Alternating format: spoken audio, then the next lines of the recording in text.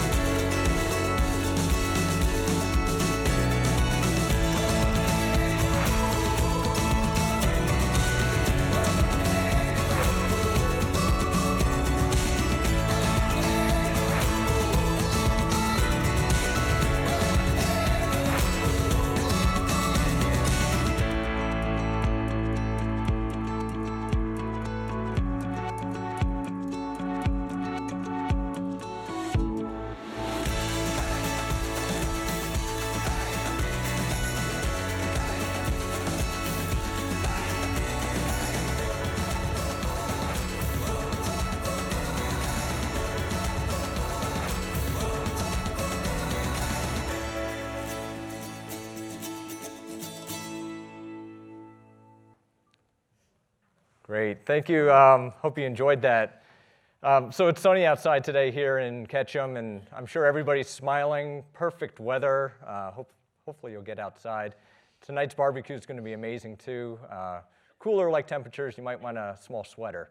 But with that, I'm here to talk about cities, and we're surrounded by the influence that cities have and will continue to play on us.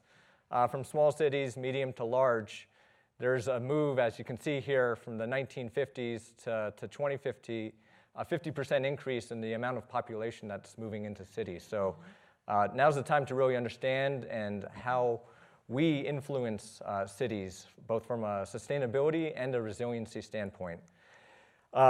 This is New York City, where I'm from, and it's, of course, alive with opportunities. It's a city that never sleeps.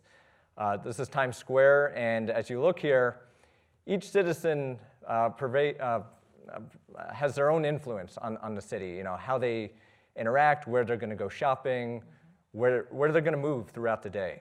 And understanding that data, the analytics behind it, really is the city's dynamics. So when you sit down and you start to think about outage predictions, about a week ago we had record heat in New York and the East Coast, and all types of issues with the outages, brownouts throughout the city, and then the city officials have to respond to that, to optimizing the right mix of clothing, Starbucks switching the type of cups they have so it's appropriate for that day. So there's all types of things you can glean from the data in a city. And working here, I want to bring it back to Idaho, since we're here, and one of our great clients, Idaho National Lab, and helping them with their weather and traffic, understanding their bus fleet. we're so fortunate to have one of the buses here. I hope everyone's had a chance to go visit, as well as one of their hybrid electric vehicles, the Tahoe. Amazing use of technology. And when you think about Idaho National Lab and 4,000 employees down by Idaho Falls, it's a small city. They have their own operations. They've got great resiliency around their electric infrastructure. They actually test the infrastructure to withstand hacking and other things, so that doesn't happen in the real world. So, I just want to give a shout out to Idaho National Lab and their innovation, because it really does make a difference for us and for many other clients across the country and the world. So with that, I'll hand it over to who's next? I think it's me. Okay. Yeah. We're going to have more of a conversation now. Yeah, so. we're going to have a free-flowing conversation. I think we're just going to do a few minutes of introduction and then roll into, being inspired by what each other are doing. So my name's Adam Marvel. I run a data startup in London that is focused on taking all these giant ideas that people are talking about and the huge amounts of data and making them relevant for very specific communities to become resilient. So that's layering huge amounts of data, including private and commercial data and transaction data and open data, so you can then start to think about your community. And in cities, I think most people here actually live in cities, even though we're coming to a more rural location. How your neighborhood is different from the next neighborhood and how people interact differently depending on changes in the economy, changes in geopolitical scale. But what that comes down to is very micro level changes. And so what our company tries to do is give impact investors and charities and people who are trying to do good very much on the ground that base of information so they can make interventions that are so specific that it just deals with people who need hearing aids that are traveling too far to get them, or people who want to see businesses that are closing in their area be recycled into community-owned businesses that then recycle profits to stay in the local area. So the motivation behind us is that you've got a lot of big data companies and you've got a lot of information that's out there and systems, but how do we target it down to make the cities? You saw the numbers that are going up, 70%. They're going to be, 50 mega cities by 2030 and more than 500 cities that are going to be more than 1 million people around the world. The US and North America, 80% urbanized right now, and that's just going to go up, and Asia is climbing there. So how do you take that influx of people, that influx of pressure, and actually find little micro solutions that can deliver better outcomes for the coming change? And I think that's important to think about is things are changing. Maybe the governments on the macro level will do something about it, but if they don't, each neighborhood, each urbanized area is going to have some sort of plan and needs to be able to access the best information for it. And that's me. I'm keeping it tight. So, awesome. Bruno, Kenzie? So, good morning. My name is Ksenia Kogan. I'm with Payden and Rygel Investment Management from LA. And we are an investment management firm that what we do is create customized investment solutions for our clients and portfolios. And our clients represent a broad spectrum of the investor base in the US and abroad. And why I'm sitting on this panel is I'm a little bit further down the road of ideation of what you're talking about, data, and what does data tell us, and then how do we actually turn all of these ideas and all of these tools into realities, right? How do we turn these into projects? And my role at Payden is to oversee an investment strategy that invests our clients' money in projects and activities undertaken by state and local governments, essential service enterprises like water and power utilities, education, healthcare providers, agencies that build and maintain our critical infrastructure. So these are all the projects that I invest in. And the way that we invest in them is these agencies issue instruments, debt instruments in the form of municipal bonds. And often, municipal bonds are exempt from state and federal income tax, which some of you may know. And this allows them to finance these projects at much lower interest rates than their corporate counterparts. So this has been a very effective project financing method for state and local governments in that it allows us to deploy capital on these projects and be able to scale them and be able to attract money to projects that wouldn't have attracted private capital or you couldn't finance them through available cash flow. So this has been the way we've been doing this for decades, and this is a age-old financing method that has basically builds, develops, and pays for much of the infrastructure and public services that you see and engage with every single day. So what do municipal bonds have to do with sustainability? Well, most state and local governments are at a point in time now where they have had enough conversations, they've collected enough data, they've witnessed enough events to make a compelling case for beginning to do the really hard and necessary work of mitigating and solving some of the challenges that are presented by changing environment, by changing demographics, and by changing economies. And I highlight this instrument today, muni bonds, because, well, one, I'm able to build financially successful impact investment strategies out of these instruments, and two, because I believe that they will continue to be key tools in the toolbox of governments who will now have to create new and innovative solutions to scale and effectively deploy sustainability projects. So we've already seen some of that happening.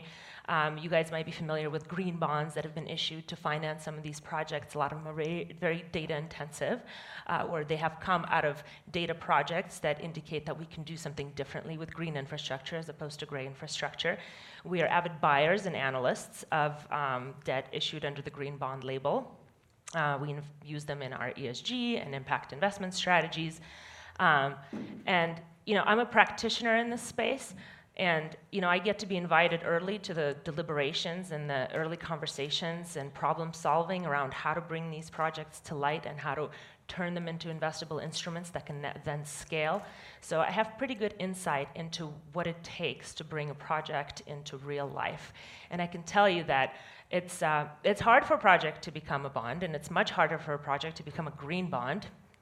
And so let me just in one fell swoop dismiss any myths about sustainable investing being riskier than regular or traditional investing. It is not.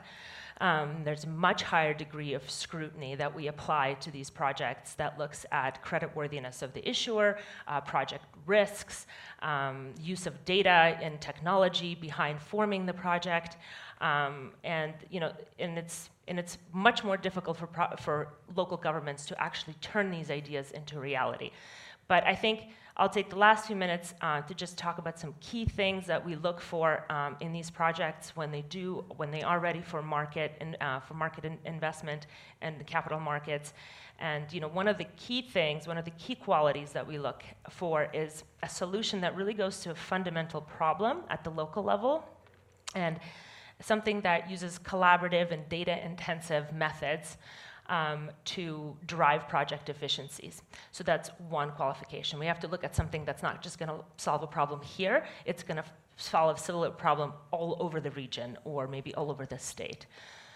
So specific use cases like smart cities technology, which is something that I'm sure you guys have heard of being deployed all over the world, that maybe deal with a congestion issue, or they may deal with smart energy metering or real-time asset inventory. All of these smart cities technology, they usually are deployed on sort of a individual, let's try this, let's see where it goes. And they have been great, but the problem is they're not good at scaling or giving us the permanence of these projects that we need to address environmental or social risks. So what we look for in projects and when cities finance these ideas is for real attempt, clear attempts, and maybe stated policy goals of mainstreaming these practices across all government operations and capital projects. So not just applying it to this case, being able to apply it successfully and repeatedly in future cases. And we like cities that innovate. We give the room for cities to innovate, engage in innovate or maybe non-traditional stakeholder engagements like public-private partnerships with data providers or technology providers or service providers. But we emphasize very strong governance practices that are rooted in transparency and accountability. And data is a big part of that, and how they use data is a very big part of that. We look for projects that have made good use of best practices in data science, in evidence-based impact assessment and sustainable inputs, and generally governments that persistently engage those who are doing it better and smarter than they are, and whether they're public or private entities. And I'm happy to talk about some specific examples. And you brought up New York City, and one of my examples is actually Sustainable Neighborhoods projects in New York City done by New York City Housing Development Authority, and that's a great project that used a lot of data to put together excellent programs. Yes. Awesome. On to Bruno Great. here. Yeah. Well, hi, everyone. Again, I'm Bruno Sarda with CityPee. Actually, one of the things that really moved me in several of the sessions at this event is some of the acknowledgement of where we are. And unfortunately, I can't say anything in either the Maori language or Hawaiian, but acknowledging that we are in a place that has a history and acknowledging the people who came here before it, because I think it is important to ground ourselves. And at the end of the day, cities have permanency. They have connection to a particular land, tradition, ecosystems, etc. So myself, yes. I run CityPee North America. I'm also privileged to be on faculty. I'm a professor of practice at Arizona State University, actually, in the Julianne Wrigley Global Institute of Sustainability. So I've been also fortunate to work on some of these issues through kind of that lens. I'm also I live in Princeton, New Jersey, and I'm on the board of Sustainable Princeton. And actually, we just got our climate action plan through the city council a couple of days ago. So that was, thank you. So what I'll tell you a little bit about quickly is kind of what CityPee is, and you may have heard of our work in the corporate and investment world, but also our work with cities, and then kind of what specifically that looks like, and then a couple of examples of specifically what cities are telling us they're doing. So for those of you who don't know CityPee, formerly known as the Carbon Disclosure Project, although now we kind of tend to go by the acronym, we created the first systemic link between environmental and financial information. We're a nonprofit, started back in 2000. We work on behalf of investor signatories, so we have 525 investors who manage $96 trillion in assets, and on their behalf, we collect information from the world's largest companies. Last year, we had over 7,000 companies representing over 50% of all market cap across the world stock exchanges, disclosing pretty detailed information on climate, on water security, and deforestation to CityPee. But back in 2011, we also started working a program called CSTAR, Cities, States, and Regions. And we now have over 750 cities, states, and regions, mostly cities who right now represent nearly 700 million inhabitants, disclosing every year through the CityPee platform on basically both the risks they're seeing and kind of what they're doing about it.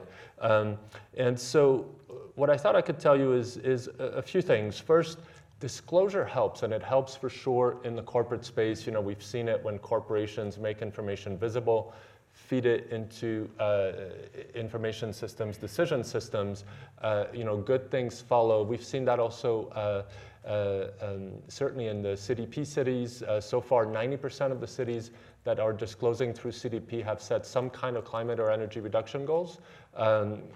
We are seeing as drivers a variety of drivers. So for example, you have a lot of cities in California, for example, that are kind of leveraging the state level policy to then create city level action plans or community scale action plans. But we're also seeing that actually climate stressors are a big driver. So we have actually a lot of engagement with a coalition of cities and mayors in the Mississippi River Valley, because they are kind of on the front lines of climate risk. We're seeing the biggest growth in CityPee disclosure from cities right now is coming from places like Florida, like the Midwest, and that's been ravaged by floods and all kinds of different weather events. So in the case of cities, it's actually not the lever we have with companies, which is basically their investors want this information.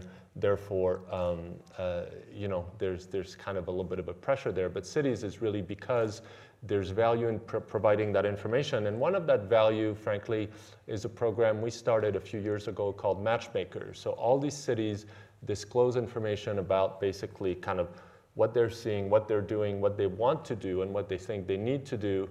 But just in the US, there's about a $1.5 trillion funding gap between what cities say needs to be done and what they can afford to do. And so we created this program called Matchmaker, where out of all CityPee disclosures from cities, we list all the projects that cities identify and then make that visible and searchable to the investment community. And so we right now have 362 cities worldwide have signaled over 1,000 projects that are worth about $72.5 billion. So this is a very kind of actionable list that, again, if you're really interested in whether it's water infrastructure, whether it's hardening physical assets like roads or bridges or all kinds of things that investors can then connect with these projects. In terms of some of the specific strategies that we're seeing, cities, one of the things they're doing a lot is actually trying to bunch up and collaborate. So whether it's place-based collaboration, and we help with these convenings. We just held one in Cleveland with a lot of surrounding cities where we bring both the finance and the sustainability people from the cities, but also representatives from the large local employers, actually a lot of the muni bond financiers and investors, community foundations, those kinds of things. We're doing that actually later this month, actually just in a few days in Chicago as well, with also 9 surrounding cities. Did that in Seattle and Minneapolis recently. You're also seeing collaboration across geographies, so cities through things like the US Climate Alliance or the C40, some of the large cities around the world, or the Global Covenant of Mayors that are, again, trying to share best practices and find ways to work together. We're seeing cities also doing a lot based on their disclosures, what's called community choice aggregation, so trying to work at a community scale to use the power of procurement of cities to drive higher penetration of renewable energy faster rather than wait for individual businesses or residents. We are seeing a lot of disclosure from cities around interest in building green infrastructure. So, Cleveland is a good example, right now in their trying to live up, as they say, trying to live up to their moniker of the forest city. They have lost a lot of their canopy cover over the years. Right now it's about 19%. They're trying to bring that back up to 30%. You see that also a lot in other types of cities. I was just in The Hague, Netherlands a few weeks ago. They're really looking at the role that tree cover plays, not just for reducing heat stress, but actually also to improve water retention, community scale, engagement, frankly, increase of property values, and really looking also at the social dimensions. A lot of cities disclose that for them, climate resiliency is also very, very closely tied to how they're managing social dynamics in their cities. And a couple of other examples we see a lot from cities is just frankly designating somebody as a chief resiliency officer, head of resiliency, so just kind of put that monkey on their back for a little while just to try to, again, kind of harness those collective learnings. We're seeing in some cases sometimes a council member or alderman or whatever the local structure is basically being kind of dedicated to the topic of climate resiliency. So it becomes kind of their job to become champion of that topic and a catalyst for the city. So we have lots of cities with lots of examples, again, Cleveland, West Palm Beach, Fremont, California, looking at microgrids. All of these disclosures are available to any of you. So, certainly as a call to action, you can go to citypee.net and look for some of this. We actually have a great case studies page on lots of cities from, all the way from New York to places like Benicia, California, a little, 25,000 people city. And then, if you work for a city and you're not currently disclosing, there's not a single city in Idaho currently disclosing through CityPee, so we need to change that. And if you live in a city, ask your city if they do, and if they don't, ask them why. So anyway, I'll stop there for now. I think we were going to do some conversation. I had a question that's just sitting in me. Is that I read the civil engineers said the infrastructure requirements in the U.S. Something like 3.5 trillion leave a trillion.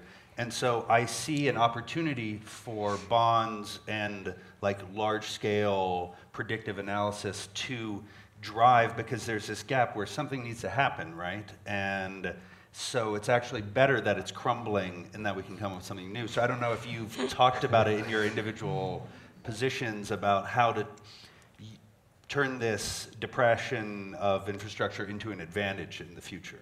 So I just wonder if that. Maybe one of the ways we're thinking about that as well is, so a couple of years ago, the Financial Stability Board, the FSB, which is like the top level governance of the world's financial system, introduced the recommendations from something called the TCFD, the Task Force on Climate-Related Financial Disclosures, which really tried to look at both the risks and opportunities, both of the physical and transition.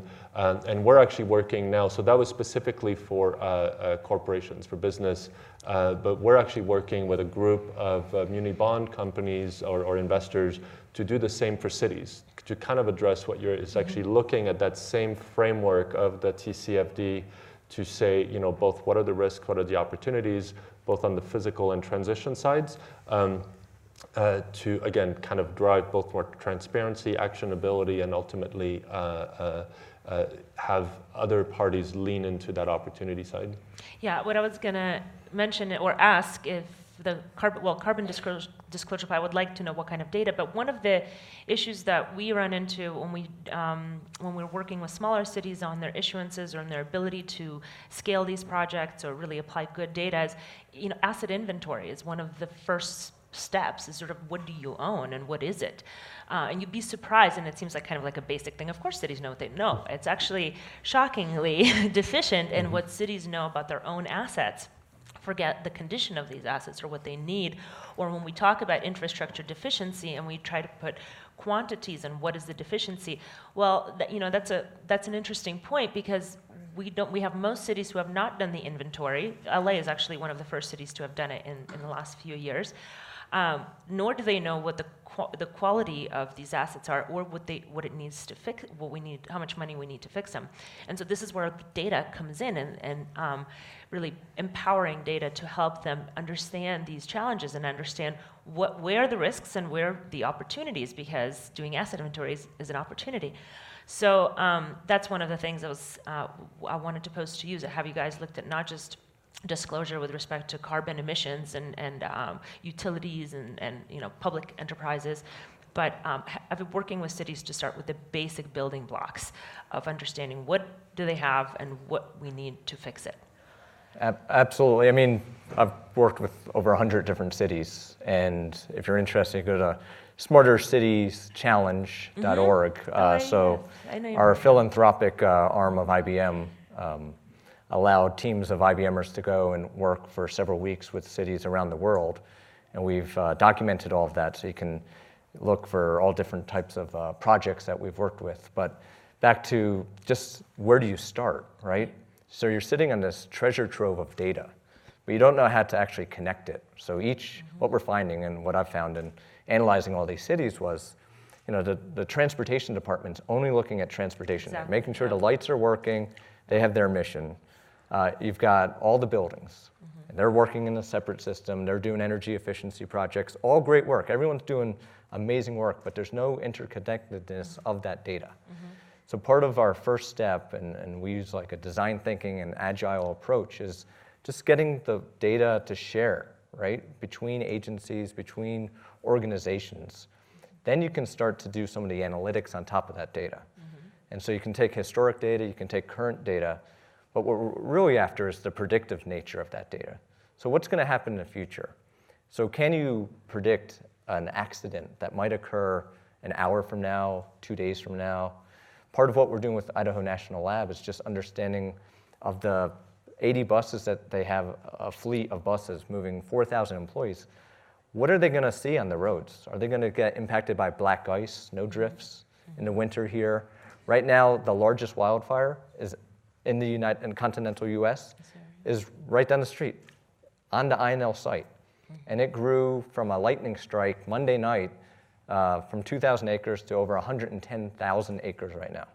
So it's you know, so what, you can take historic data, you can take the current conditions, the weather data, but what's the future? Where's this going? And really helping cities large organizations like INL understand what to do. This is why one of the points that I said, what we really emphasize is these governance practices, right?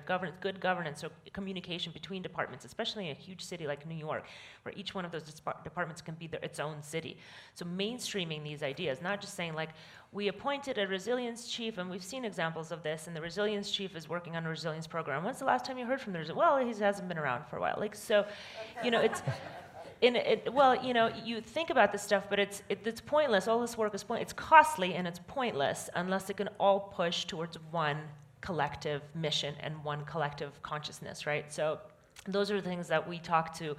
I work a lot with issuers and whose debt I invest in, so these are all things that I bring up constantly to states, to local governments, and I'm very encouraged to hear the participation rate in your program, because it hasn't been that easy actually to get cities to mainstream these ideas. They'll point to a program on resilience and sustainability that they may have developed, but you'd be very hard pressed to find evidence of mainstreaming of all of these things to achieve one goal. No, and to your point, I think part of the power of disclosure, and we've seen this over the years through corporations, but with cities as well, is when you make them go through a standardized disclosure process, it helps identify, what do they have and what don't they have in terms of information? What do they know? What don't they know? What are they doing? What aren't they doing? And then you can compare that to cities in the same region, of the same size, of the same kind of economic type of makeup, and say, cities like you have found that these things work for them, so then we can reflect back on them what looks like best practice in cities that would kind of look like them. But it's very useful to just send that back to the mayor, the city council, and others to say, based on everything that you've collected and everything you've found, kind of here's where you potentially have gaps or opportunities to address or just kind of ask for more information, or request things like asset inventories, et cetera. Right.